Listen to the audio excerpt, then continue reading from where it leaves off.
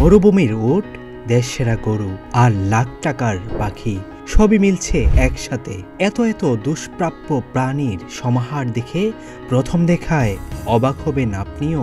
তিনটা আমাদের ফার্মের সবচেয়ে বড় যে তিনটা গরু আছে, তিনটা গরু আনছি। দুইটা আমাদের বুট্টি বক্সার বুট্টি আছে, পোঙ্গানোর বলে যেটাকে ইন্ডিয়াতে আর কি। এটা বাংলাদেশে খুবই রেয়ার। এই দুইটা গরু আছে আমাদের অন্য সেইটে, আর এখানে আছে আমাদের তিনটা সবচেয়ে বড় গরু আমাদের ফার্মে যেগুলো আর কি। শখের বাহন ঘোড়াও সাজিয়ে রাখা হয়েছে প্রদর্শনীর জন্য। ক্রেতারাও পছন্দ করার চেষ্টা করছেন প্রিয় প্রাণীটিকে। এসব চিত্র রাজধানীর আগারগাঁওয়ের পুরাতন বাণিজ্য মেলার মাঠে আয়োজিত প্রাণী সম্পদ প্রদর্শনীর। বৃহস্পতিবার সকাল থেকে শুরু হওয়া এই আয়োজনে ভিড় করছেন দর্শনার্থীরা। যে আমরা আমাদের এত সুন্দর আয়োজন দেখতে পারবো, মেলায় উট দেখতে পারবো, অনেক গরু দেখছি, বড় বড় দুম্বা দেখছি, ওখানে ঠাকুর ভেড়া দেখছি, পাখি দেখছি, ভালো লাগতেছে।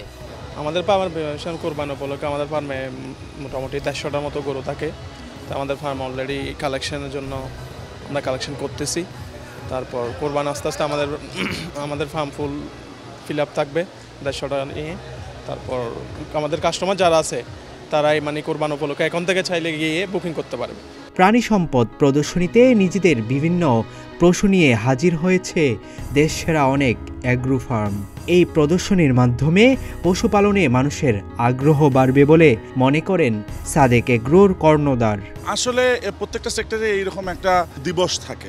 ওই দিবসে প্রান্তিক এবং বড় খামারিরা একত্রিত হয়ে তারা ভাবের আদান প্রদান হয়। তো এইরকম আমরাও প্রচেষ্টা করতেছি এবং আজকে তো মাননীয় প্রধানমন্ত্রী অফিসিয়ালি ডিক্লেয়ার দিয়ে গেলেন যে প্রাণী সম্পদ সেবা সপ্তাহ এখন থেকে প্রত্যেক বছর পালিত হবে।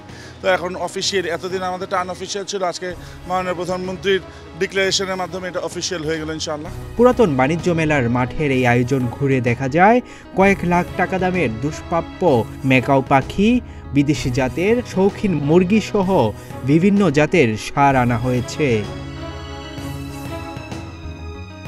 বৃহস্পতিবার সকালে মৎস্য ও প্রাণী সম্পদ অধিদপ্তরের পক্ষ থেকে 18 থেকে 22 এপ্রিল দেশব্যাপী প্রাণী সম্পদ সেবা সপ্তাহ ও প্রদর্শনীর উদ্বোধন করেন প্রধানমন্ত্রী শেখ হাসিনা।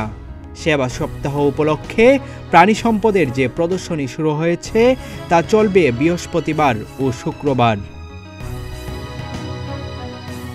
প্রদর্শনীতে ফুড সেফটি কর্নারে পশুদের জন্য নিরাপদ খাদ্য প্রস্তুত ও করণীয় সম্পর্কে সচেতনতামূলক কার্যক্রম রাখা হয়েছে। এছাড়া দুধ, ডিম, মাংসজাত নিরাপদ খাদ্যপণ্যের প্রদর্শনী ও বিক্রয় করা হচ্ছে।